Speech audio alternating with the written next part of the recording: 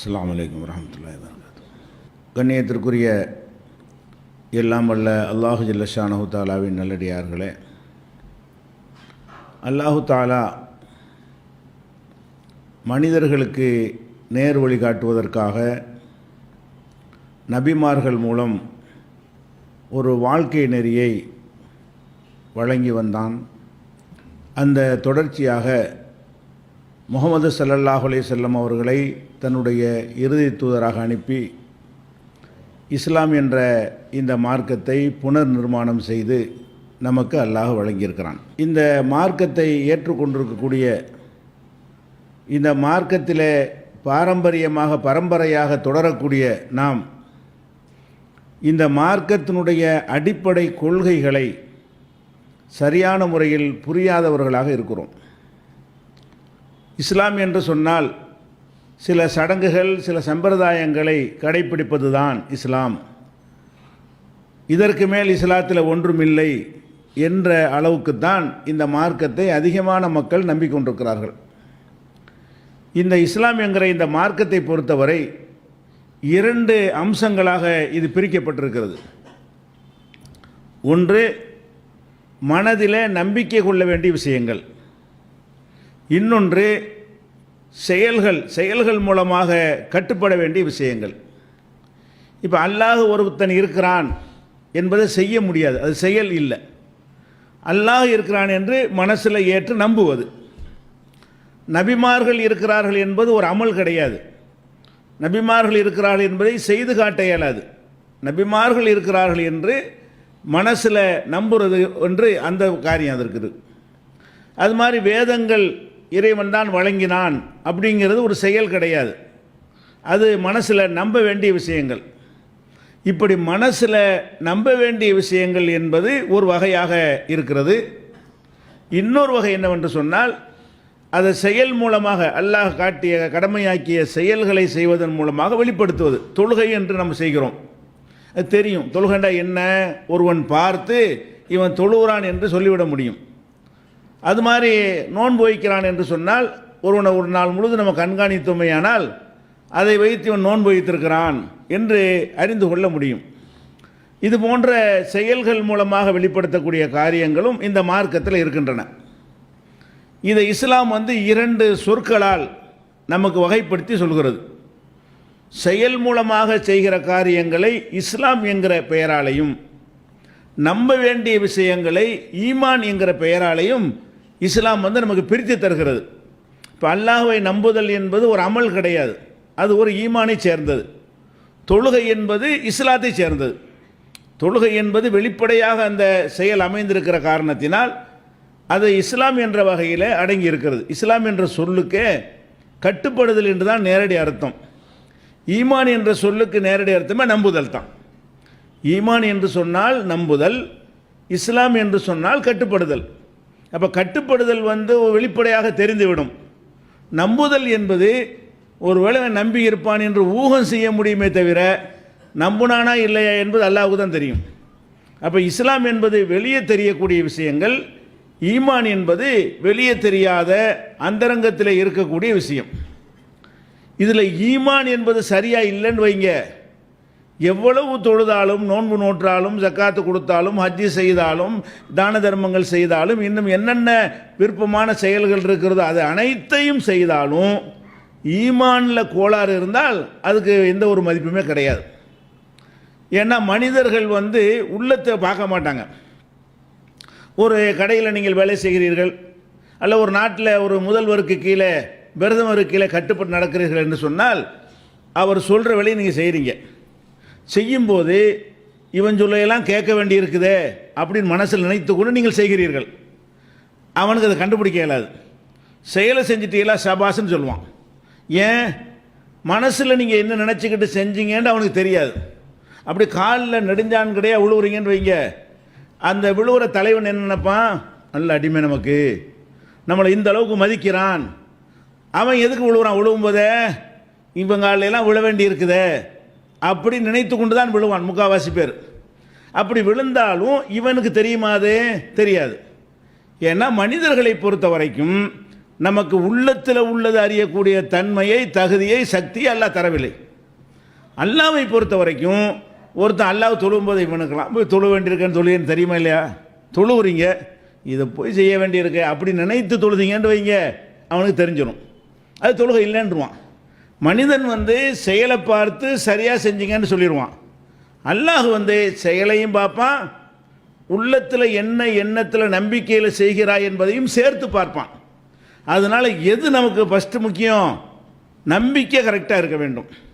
இப்படி ரெண்டாக பிரிக்கிறது என்பது நம்ம புதுசாக கண்டுபிடிச்செல்லாம் பிரிக்கலை. நபிகள் நாயகம் ஸல்லல்லாஹு அலைஹி வஸல்லமே அப்படி இரண்டாகத்தான் நமக்கு பிரித்து சொல்கிறார்கள். ஒரு நாள் மக்கள் மத்தியில் சபையில் அமர்ந்திருக்கிறார்கள், மக்கள்லாம் இருக்கிறாங்க. அப்போ ஜிப்ரீல் அலைஹிஸ்ஸலாம் அவர்கள் அங்கே வர்றாங்க மனித வடிவில். ஜிப்ரீல்னு மக்களுக்கு தெரியாது, ஒரு மனிதர் மாதிரி வர்றாங்க. நபிகள் நாயகம் ஸல்லல்லாஹு அலைஹி வஸல்லம் அவங்கள்ட்ட பக்கத்தில் உட்கார்ந்து மல் ஈமான், ஈமான்டா என்ன அப்படின்னு கேட்குறாங்க. ஒரு கேள்வி என்னது, ஈமான் என்றால் என்னன்னு கேட்குறாரு. அடுத்து ஒரு கேள்வியாக மல் இஸ்லாம், இஸ்லாம்னா என்னன்னு கேட்குறாரு. ரெண்டும் ஒன்றா இருந்து அப்படி கேட்பாரா? அவர் ஜிப்ரீல் அலைஹிஸ்ஸலாம் கேள்வி கேட்கும்போதே முதல் கேள்வி ஈமான்டா என்ன சொல்லு அப்படிங்கிறார். அவருக்கு தெரியும், மக்களுக்கு விளக்குவதற்காக வேண்டி அப்படி கேட்குறாரு. அந்த கேள்வியை கேட்டு ரசூல் ஸல்லல்லாஹு அலைஹி வஸல்லம் பதில் சொல்லி, அந்த பதில் சஹாபாக்கள் காதில் விழுந்து அதை அவர்கள் நம்பி கியாமத் நாள் வரைக்கும் நமக்கெல்லாம் அது சேரணும் என்பதற்காக வேண்டி அல்லாஹ் இப்படி ஒரு ஏற்பாடை செய்கிறான். அப்போ ஜிப்ரீல் அலைஹிஸ்ஸலாம் என்ன செய்கிறாங்கன்னு கேட்டால் மல் ஈமான், ஈமான்டா என்ன சொல்லு அப்படின்னு கேட்குறாங்க. அப்போ நபிகள் நாயகம் ஸல்லல்லாஹு அலைஹி வஸல்லம் சொல்கிறாங்க, அன் தூமின பில்லாஹி, அல்லாஹ்வை நம்ப வேண்டும், வ மலாயிகத்திஹி, அவனுடைய வானவர்களை நம்ப வேண்டும், ஓ குத்துபிஹி, அவன் கொடுத்திருக்கிற வேதங்களை வேதம் என்று நம்ப வேண்டும், ஒபி லிகாயிஹி, அவனை சந்திக்க வேண்டி இருக்கிறது என்பதை நம்ப வேண்டும், மரணத்திற்கு பிறகு வாழ்க்கை இருக்கிறது, அங்கே அல்லாஹ்வை சந்திப்போம் என்று நம்ப வேண்டும், ஓ ருசுலிஹி, அவனுடைய ரசூலை ரசூல்மார்களை தூதர்களை நம்ப வேண்டும், ஓ தூமின பில் பாசி, திரும்ப உயிர்ப்பித்து எழுப்புதல் இருக்கிறது என்று நீ நம்ப வேண்டும். ஈமானி தான். ஈமான்டா என்னன்னு அவர் கேட்குறாரு. ரசூல் ஸல்லல்லாஹு அலைஹி வஸல்லம் தொழுகணும் அதை ஒன்றுமே சொல்லலை. சொன்ன விஷயங்கள்லாம் என்னென்னு கேட்டால், அல்லாஹ்வை நம்பு, வேதத்தை நம்பு, வானவர்களை நம்பு, தூதரை நம்பு, அவனை சந்திக்க வேண்டி இருக்கும் என்று நம்பு, மரணத்திற்கு பிறகு அல்லாஹ் உயிர் கொடுத்து எழுப்புவான் என்று நம்பு. வேற ஒரு அறிவிப்பில் விதியை நம்பு என்றும் சொன்னதாக இருக்கிறது, விதியை நம்ப வேண்டும் என்று. அப்போ இப்படி அவர் கேட்டோன்னா இந்த பதில் சொல்லிடுறாங்க. அப்புறம் அவர் கேட்குறாரு மல் இஸ்லாம், அப்போ இஸ்லாம்னா என்னன்னு சொல்லு, ஈமான் என்றால் என்னன்னு சொல்லிவிட்டாய், இஸ்லாம் என்றால் என்ன என்று அடுத்த கேள்வியை கேட்குறாரு. அப்போ ரசூல் ஸல்லல்லாஹு அலைஹி வஸல்லம் என்ன செய்கிறாங்கன்னா, அன் தாபுதல்லாஹ் ஒலா துஷ்ரிக பிஹி ஷைஆ, அல்லாஹ்வுக்கு எதையும் இணையாக்காமல் அல்லாஹ்வை வணங்க வேண்டும். வணக்கத்துக்கு பேர் தான் இஸ்லாம். இஸ்லாம்னா என்னன்னு கேட்கும் பொழுது என்ன சொல்கிறாங்க, அன் தாபுதல்லாஹ், அல்லாஹ்வை நீ வணங்க வேண்டும், அதே நேரத்தில் ஒலா துஷ்ரிக பிஹி ஷைஆ, அல்லாஹ்வுக்கு இணை கற்பிக்காமல் வணங்கணும், அல்லாஹ் மட்டும் வணங்கணும்னு அர்த்தம். அல்லாஹ்வை வணங்கிக்கிட்டு இன்னொருத்தன் வணங்கினால் அதுக்கு பேர் இஸ்லாம் அல்ல. அல்லாஹ்வை வணங்க வேண்டும், அவனுக்கு எதையும் இணையாக்காமல் நீ வணங்க வேண்டும். ஓ துகீம ஸலா, தொழுகையை நிலைநாட்ட வேண்டும். ஓ து அத்தி ஜகாத்தல் மஃப்ரூலா, கடமையான ஜக்காத்தை கொடுக்க வேண்டும். ஓ தசூம ரமலான், ரமலானில் நோம்பு நோற்க வேண்டும். இப்படி ரசூல் ஸல்லல்லாஹு அலைஹி வஸல்லம் அவங்க ஈமான் என்றால் என்னங்கிற கேள்விக்கு வேற பதில், இஸ்லாம் என்ற கேள்விக்கு இந்த பதில் சொல்கிறாங்க. இஸ்லாம்டா என்னன்னு கேட்கும்போது தொழு, நோம்பு போய், ஜக்காத்து கொடு, ஹஜ் செய்யி, இப்படியான அல்லாஹ் மட்டும் வணங்கு, இப்படி செயல்களை காட்டுறாங்க. ரெண்டு ஒன்று தானேன்னு சொல்லலை. ரசூல் ஸல்லல்லாஹு அலைஹி வஸல்லம் அந்த கேள்வி கேட்டவர்கிட்ட ஈமான் எல்லாம் ஒன்று தானப்பா அப்படின்னு சொல்லாமல், ஈமான் என்பதற்கு அகராதி அர்த்தத்தில் என்ன நம்புதல் தான், அதுக்கு ஏற்றவாறே விளக்கம் கொடுக்குறாங்க. அகராதியிலையும் அதுக்கு அர்த்தம் நம்புறது தான். எதை நம்புறது என்பதை ரசூல் ஸல்லல்லாஹு அலைஹி வஸல்லம் அவர்கள் விளக்கி சொல்கிறார்கள். அப்போ ஈமான் என்றால் உள்ளத்தால் நம்புறது, இஸ்லாம் என்றால் புற செயல்களை நம்புறது. இன்னும் வேறு வேறு கேள்வியெல்லாம் கேட்குறாரு. நம்ம தலைப்புக்கு இது போதும். இந்த ரெண்டு விஷயத்தை கேட்டு எல்லாம் கேட்டவுடனே அவர் போயிட்டார், வெளியே போகிறாரு. வெளியே போனோம் ரசூல் ஸல்லல்லாஹு அலைஹி வஸல்லம் அவரை திருப்பி கூட்டு வாங்கங்கிறாங்க. சஹாபாக்கள் போய் பார்க்குறவங்க காணோம். வெளியே போனார்னு சொன்னால் வெளியே போனால் அங்கே போயிட்டுருப்பாரா இல்லையா, ரோட்டில் போயிட்டுருப்பார் தெருவில். வெளியே போனாலும் கூட்டிகிட்டு வாங்குறாங்க, எல்லாம் போய் பார்க்குறாங்க, ஆளையே காணோம். ஒருத்தனை காணாமல் எல்லா பக்கம் பார்த்துட்டு ஆளை காணான்னு திரும்பி வர்றாங்க. ரசூல் ஸல்லல்லாஹு அலைஹி சொல்கிறாங்க, அவர் ஜிப்ரீல், அவர் உங்களுக்கு தீனை கற்றுத்தருவதற்காக வந்திருக்கிறாரு மனித வடிவத்தில். வந்து ஒரு மனிதர்னு நினச்சிக்கிட்டாங்க சஹாபாக்கள்லாம். ரசூலுல்லாஹ்வுக்கு ஜிப்ரீல்னு தெரியும், மனித வடிவத்தில் வந்ததுனால ஏதோ ஒரு மனுஷன் வந்து கேள்வி கேட்குறாரு, இப்படி சஹாபாக்கள் நினைத்திருந்தார்கள். எப்போ இது ஜிப்ரீல்னு தெரிகிறது? வெளியே போனாலும் தேடி பார்க்க சொல்கிறாங்களா, போன ஒரு செகண்டில் காணோம், வெளியே போன எட்டி பார்த்து தான் காணோம். அப்போ தேடி பார்த்து இல்லைன்ற உடனே அது ஜிப்ரீல் உங்களுக்கு தீனை கற்றுத்தர வந்திருக்காரு. அப்போ இதில் அடிப்படையான விஷயம் என்னென்னு கேட்டால், தெரிந்து கொள்கிற விஷயம் என்னென்னு கேட்டால், இஸ்லாத்திர விஷயங்களை இரண்டாக பிரிக்கப்பட்டிருக்கிறது. ஒன்று அமல்கள் சம்பந்தப்பட்ட விஷயங்கள், தொழுகை, நோன்பு, ஜக்காத்து, கல்யாணம் எல்லாமே அதில் சேர்ந்துடும். சொத்து பிரிவினை, பாக பிரிவினை சட்டம், கொடுக்கல் வாங்கல், இஸ்லாமிய குற்றவியல் சட்டம், திருநா கையை வெட்டு, எல்லாமே எதில் சேர்ந்துறேன்? இஸ்லாம் என்கிற விஷயத்தில் வெளிப்படையாக தெரியுது பாருங்கள், அதெல்லாம் இஸ்லாமில் சேர்ந்துடும். வெளிப்படையாக தெரியாமல் உள்ளத்தில் மட்டும் இருக்குது பாருங்கள், அது ஈமானில் சேரும். உள்ளத்தில் இருக்கிற விஷயங்களை ஈமான் என்றும், வெளிப்படையாக தெரிகிற விஷயங்களை இஸ்லாம் என்றும் ரசூல் ஸல்லல்லாஹு அலைஹி வஸல்லம் அவர்கள் வந்து பிரித்து காட்டுகிறார்கள். இது அல்லாஹ்வும் குர்ஆனில் இந்த வேறுபாடு இருக்குது என்பதை சொல்லி காட்டுகிறான். எப்படி சொல்லி காட்டுகிறான்? ஒரு கிராமத்திலேருந்து சில பேர் வர்றாங்க, கிராமவாசிகள் பலரும் ரசூல் ஸல்லல்லாஹு அலைஹி வஸல்லம் அவர்களை சந்தித்து நாங்கள் இஸ்லாத்தில் வந்துட்டோன்னு சொல்வதற்காக வருவாங்க. அப்படி ஒரு சாரார் வரும் பொழுது அவங்க என்னத்துக்கு வர்றாங்கன்னு கேட்டால், உள்ளத்தில் நம்பிக்கை கிடையாது, வெளிப்படையான செயல்களை மட்டும் செஞ்சுக்கிட்டு நம்மளும் முஸ்லீம் தான் சொல்லலான்னு வர்றாங்க. எதுக்காக வர்றாங்கன்னு கேட்டால், ஆரம்ப காலத்திலலாம் முஸ்லீம்னு சொன்னாலே பயம், அடிப்பாங்க. இஸ்லாம்னு சொன்னாலே அடி ஓத, மறைஞ்சு தான் இந்த மார்க்கத்தை பின்பற்றணும் என்கிற ஒரு நிலைமை இருந்தது. அப்போ முஸ்லீம்கள் கூட நாங்கள் முஸ்லீம்னு காட்டிக்கிற மாட்டாங்க. நிறைய பேர், சில பேர் காட்டிக்கொள்வார்கள், அதிகமான பேர் ரகசியமாக அந்த இஸ்லாத்தை வைத்துக்கொள்கிற அது ஒரு காலம் இருந்தது. மதீனாவுக்கு வந்த பிறகு என்னாச்சுன்னு கேட்டால், ஒரு சில ஆண்டுகளிலேயே, அதாவது பத்ர் உஹது வெற்றிக்கு பிறகு நபிகள் நாயகம் ஸல்லல்லாஹு அலைஹி வஸல்லமுடைய கை ஓங்கி விட்டது என்று தெரிந்த பிறகு, ஒரு அரசு அமைந்து விட்டது, அங்கே தாராளமாக நிதிகள் எல்லாம் குவிந்து கிடக்கிறது. அப்போ இஸ்லாம்னு சொல்லி கொண்டோமே ஆனால் நமக்கு ஏதாவது கிடைக்கும். இப்போ இஸ்லாம் வரக்கூடியவர்கள் எப்படிப்பட்ட வந்தாங்க, விளங்கி வந்தவங்களும் இருந்தாங்க. சில பேர் என்ன செஞ்சாங்கன்னு கேட்டால், நம்மளும் இதில் சேர்ந்துக்கிட்டோம்னு சொன்னால் உதவிகள் கேட்டு போனால் தருவாங்க, ஜக்காத்து கொடுப்பாங்க, தேவையான உதவிகளை பெற்றுக்கொள்ளலாம் என்பதற்காக வேண்டி பலரும் வர ஆரம்பித்தாங்க.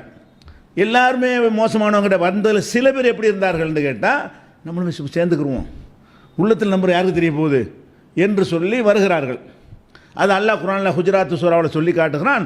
காலத்தில் ஆராபு ஆமன்னா, கிராமத்திலிருந்து வந்த அந்த கூட்டத்தார் கூறுகிறார்கள், ஆமன்னா எங்களுக்கு ஈமான் இருக்கிற, ஈமான் கொண்டிருக்கிறோம், நம்பிக்கை கொண்டிருக்கிறோம். ஆமன்னா என்பது ஈமான்லேருந்து வந்தது.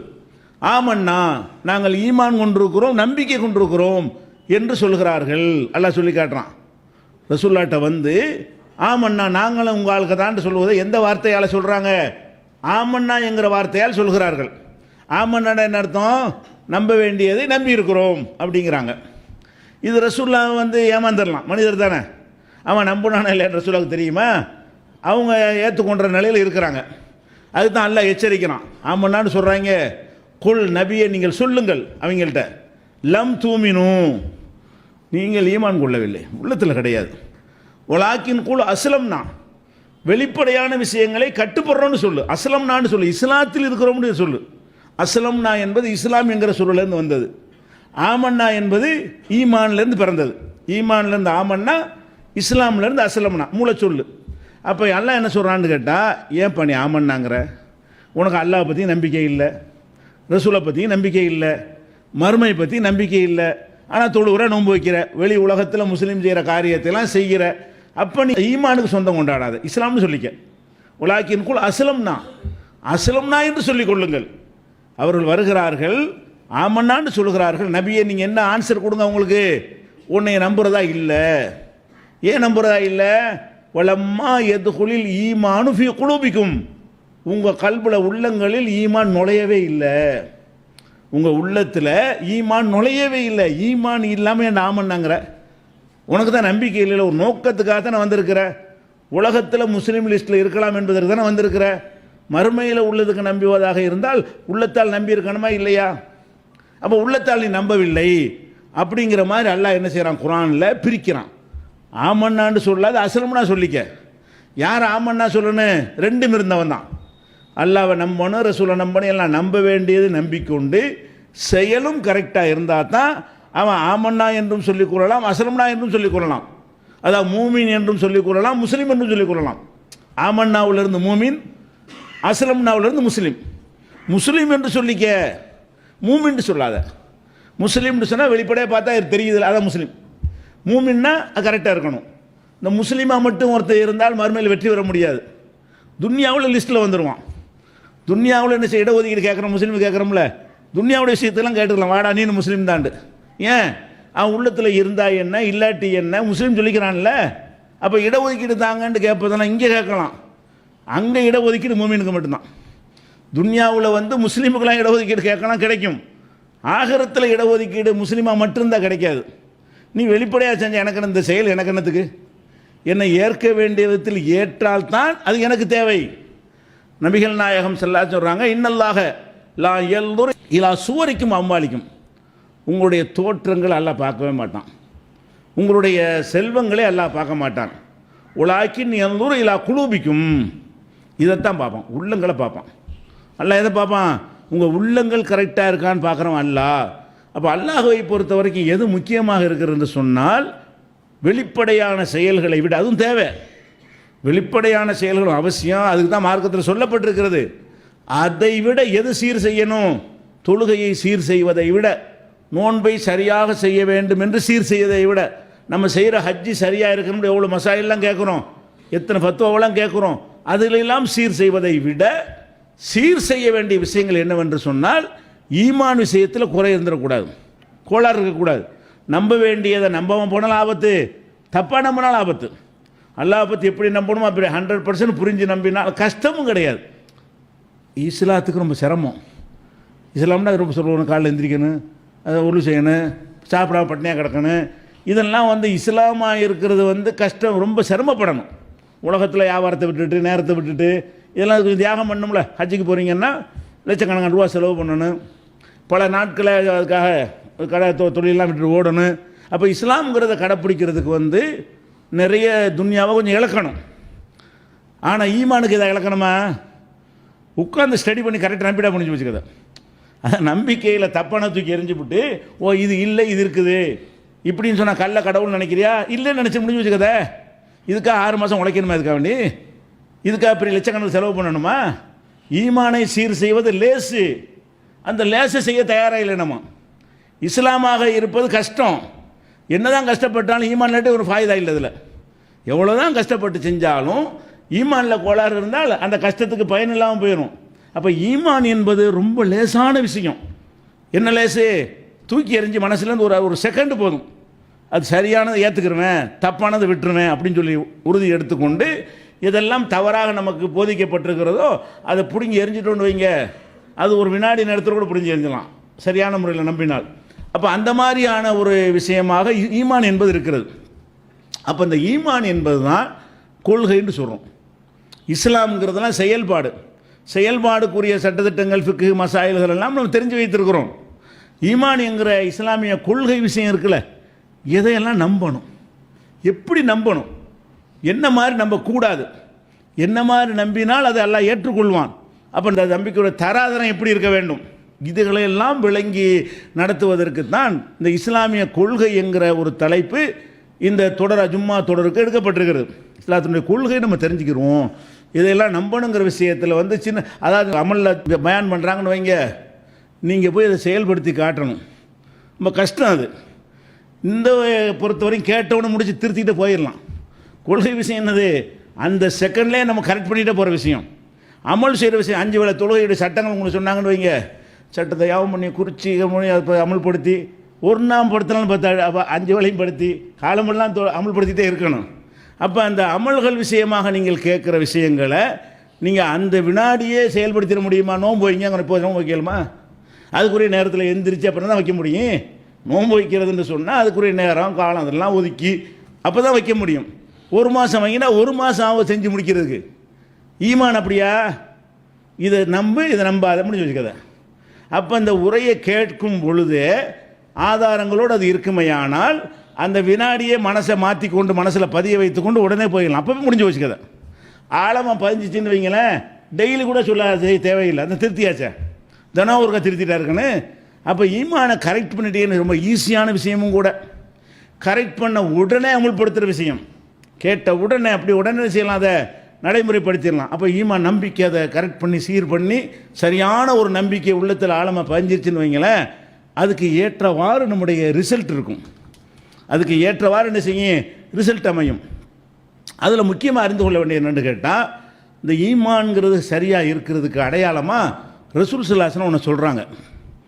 இது முதல்ல ஃபஸ்ட்டு நீங்கள் அடிப்படையாக வைத்துக்கொள்ளணும். ஈமான்டா என்ன, கொள்கைண்டா என்னன்னு தெரியறதுக்கு முன்னாடி ஒரு அடிப்படை உங்கள் உள்ளத்தில் இருந்தால் மட்டும்தான் இந்த ஈமானை உங்களை சீர் பண்ண முடியும்.